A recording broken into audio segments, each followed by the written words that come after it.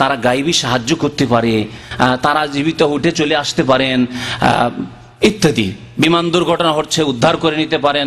পানি জাহাজ ডুবে যাচ্ছে, উদ্ধার করে নিতে পারেন। তারা এই আকীদা এখানে ঢুকানো আছে। তাহলে মুশরিক।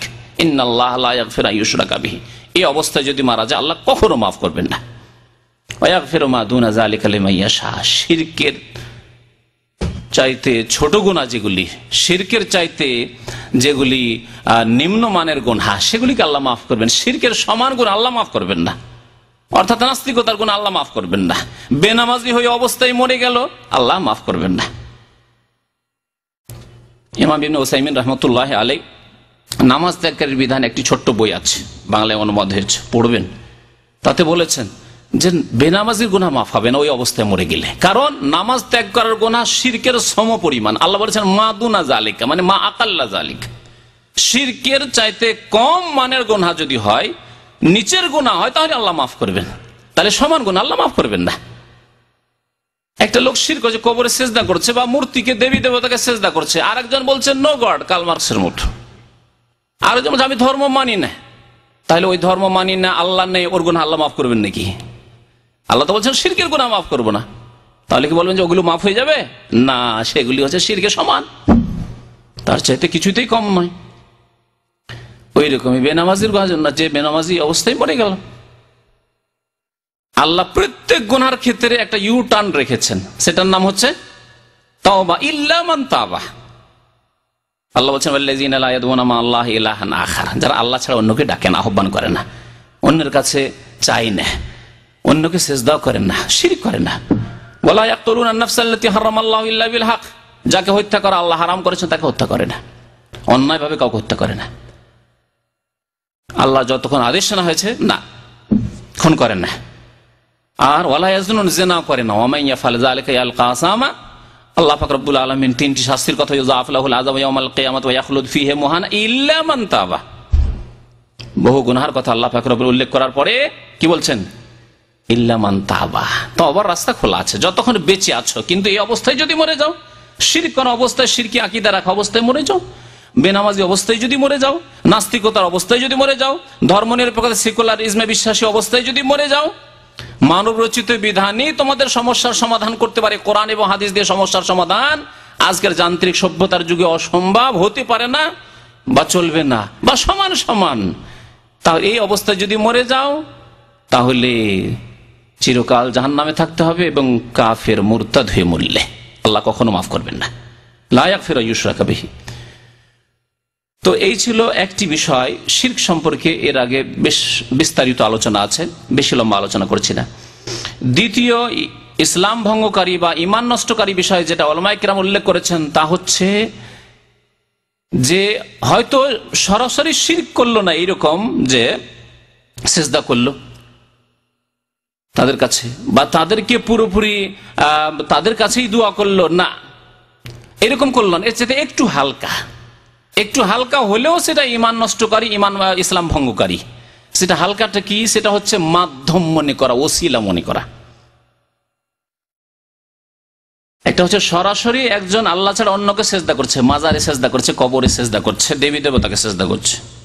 আর আরেকজন না, সেজদা করে না, তবে ওই মাজারওয়ালাকে, পীরকে, মৃত জীবিত পীরকে বলছে যে আপনি মাধ্যম, আপনি ছাড়া আমার কোনো মুক্তি নেই। হে পীর বাবা, হে খাজা বাবা, হে শাহজালাল বাবা, হে বাইজিদ বস্তামি, হে অমুক, হে তমুক, হে বাবা পীরে কিবলা, আপনার ছাড়া আমার কোনো উপায় নেই, আপনি আমার সুপারিশ করিয়া। মৃত ব্যক্তির কবর কাছে গিয়ে বলছে আপনি আল্লাহর কাছে সুপারিশ করে। তাহলে দাতা আল্লাহকে মানলো, পার্থক্য এতটুকু। দাতা আল্লাহকে মানলো, কিন্তু ভাবলো যে আল্লাহর কাছ থেকে এই ওলি আউলিয়া সৎকর্মশীল লোকেরা, সলেহীন, এরা নিয়ে দিতে পারে, এদের এতটুকু ক্ষমতা আছে। যারা মাধ্যম মনে করলো, তারা শিরক করলো, কুফরি করলো, তাদের ঈমান ইসলামকে ভঙ্গ করে দিল। উযু ভঙ্গ হওয়ার মতো, নামাজ ভঙ্গ হয়ে যাওয়ার মতো তাদের ঈমান ইসলামই ভঙ্গ হয়ে গেল। নামাজ ভঙ্গ হলে নামাজটা আবার পড়ে নেওয়া যায়, বা নামাজই ভঙ্গ হলে একটা নামাজ নষ্ট হলো, বাকি নামাজগুলি তো হয়েছে যেগুলো ঠিক করেছেন আপনি।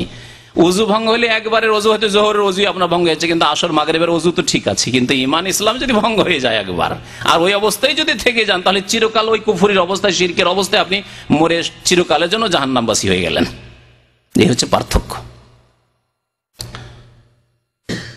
এই মাধ্যম মনে করা, এই রোগ মুসলিম সমাজে খুব বেশি আছে। আর এই রোগে মুসলিম সমাজের যারা মুশরিক, তারা মক্কার মুশরিক থেকে ভিন্ন নয়। মক্কার মুশরিকদেরকে যখন বলা হইতো যে তোমরা দেবী দেবতার পূজা কেন করছো, আরে লাত উজ্জা মানাত এসব কি দিতে পারে তোমাদেরকে, এদের কেন পূজা করছো, তখন তারা বলতো মা না'বুদুহুম। আল্লাহ সূরা জুমারে বলছেন তাদের সম্পর্কে, মা না'বুদুহুম, আমরা এদের পূজা করি না, আমরা এদের ইবাদত করি না। এমন কথা কেন বললো? আর এই কথা আমাকে বেশ কিছু কবর পূজারীরা বলেছে। একবার মসজিদ নববীতে বসে আছি রিয়াজুল জান্নায়, আর এক হায়দ্রাবাদী এক কবর পূজারী মুশরিক পাশে বসে ইয়া রাসূলুল্লাহ জিকির করছে, ইয়া রাসূলুল্লাহ, ইয়া রাসূলুল্লাহ, ইয়া রাসূলুল্লাহ জিকির করছে। তো আমি তার সাথে আলোচনায় বারবার বলছি যে আমাদের দেশে কবর পূজারী রয়েছে, কবর পূজা করে। বলছে যে আপনি চরম অন্যায় কথা বলছেন।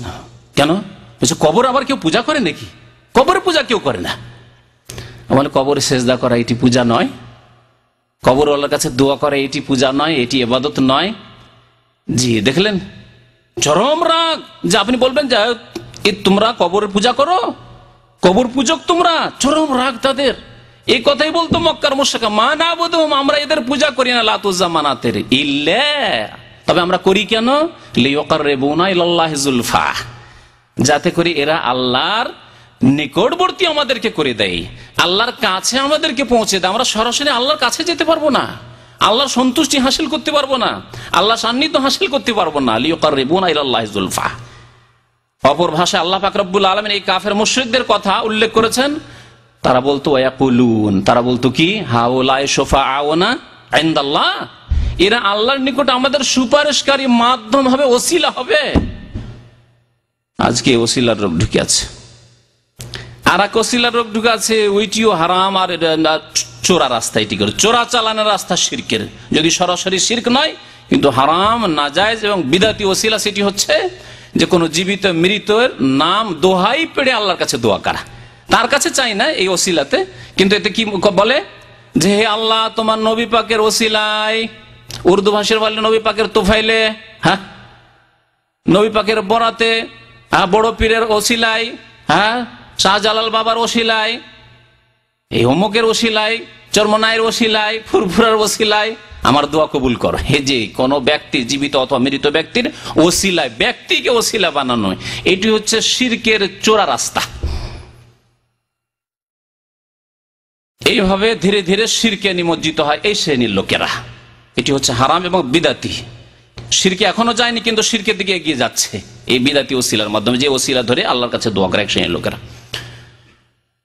তো যে ওসিলাতে মৃত ব্যক্তির কাছে চাওয়া হয় যে হে বাবা, হে ওলি, হে জিলানি, হে চিস্তি, আল্লাহর কাছে আমার সুপারিশ করিও, আমাকে জান্নাতে নিয়ে যেও, তুমি ছাড়া আমি জান্নাতে যেতে পারবো না। হে চরমনাই বাবা, আপনার সাথে আমি বয়াত করেছি এই জন্য যে আপনি জান্নাতে নিয়ে যাবেন, একা আপনি যাবেন না, আমাকে ছেড়ে যাবেন না। তাদের কাছে তাদেরকে ওসিলা মাধ্যম মনে করল। এটি হচ্ছে একটি ঈমান ইসলাম ভঙ্গকারী বিষয়।